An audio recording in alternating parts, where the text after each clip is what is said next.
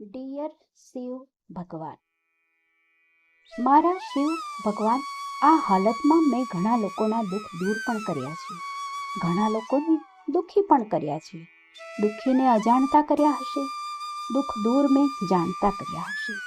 ક્યારેક એવું બને કે કોઈને મારી હાલતને કારણે મારા વર્તનથી ઠેસ પહોંચે તો મને માફ કરજો, કેમ કે તમારાથી મોટું કોઈ નથી.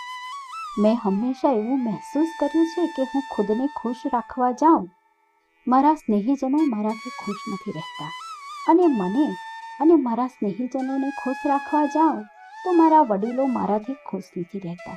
તો કરવું તો શું કરું, એની સમજ હંમેશા આપી છે. ભગવાન, તમે મને ખૂબ સાચવી છે.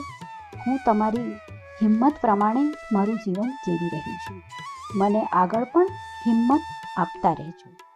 જેમ હું લોકોના દુઃખને દૂર કરી રહી છું, તેમ મને હિંમત વધી રહી છે કે હું લોકો માટે કંઈક કરી શકું છું. પણ મારો આ લાગણીશીલ સ્વભાવ મને ક્યારેક નડે પણ છે.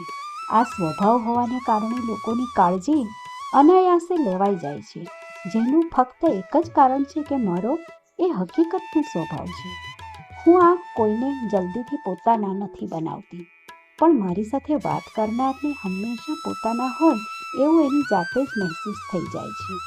તે લોકો હંમેશા મારી સાથે અવનવી અપેક્ષા રાખીને બેસે છે કે હવે તો આ વ્યક્તિ મારી જિંદગીમાં છે, મને ક્યારેય દુઃખ નહીં જ આવે. અને હા, હું દુઃખી માણસને મદદ કરવા જાઉં છું, એ મારો સ્વભાવ છે. હું લાગણીશીલ છું, એ પણ મારો હકીકતનો સ્વભાવ છે. પણ હું બધાને એક સરખો પ્રેમ કરી શકું એવું જરૂરી તો નથી ને. ભગવાન, તમે જાણો છો કે તમારી આ દીકરી કેટલી કઠિન પરિસ્થિતિમાંથી હિંમત કરીને આગળ વધી રહી છે. તો હંમેશા તેને આમ જ દરેક પરિસ્થિતિમાં હિંમત આપતા રહેજો. જે વ્યક્તિ મારા માટે યોગ્ય ના હોય તેને મારી જિંદગીમાં ટકવા ના દેતા, અને જે મારા માટે યોગ્ય છે તેને કશે જવા ના દેતા, કેમ કે મને યોગ્ય વ્યક્તિ બહુ ઓછા મળ્યા છે. હું નસીબદાર છું, મારી પાસે દોસ્ત તો બહુ બધા છે. પણ ભગવાન, હું આ કળિયુગની દુનિયામાં એવું જ માનું છું કે લોકોને મારી જરૂર પડે ત્યારે લોકો મને યાદ કરે છે. કોઈ મને દિલથી યાદ નથી કરતું, તો જે મને દિલથી યાદ કરે તેને તમે મારી પાસે રહેવા દેજો.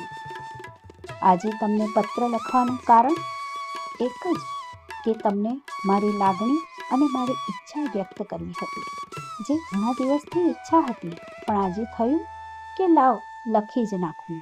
દુનિયામાં બધાને બધું જ મળતું નથી, પણ જેને જે મળે છે તે એના માટે યોગ્ય હોય છે તો જ મળે છે, અને અયોગ્ય હોય તો તેમાં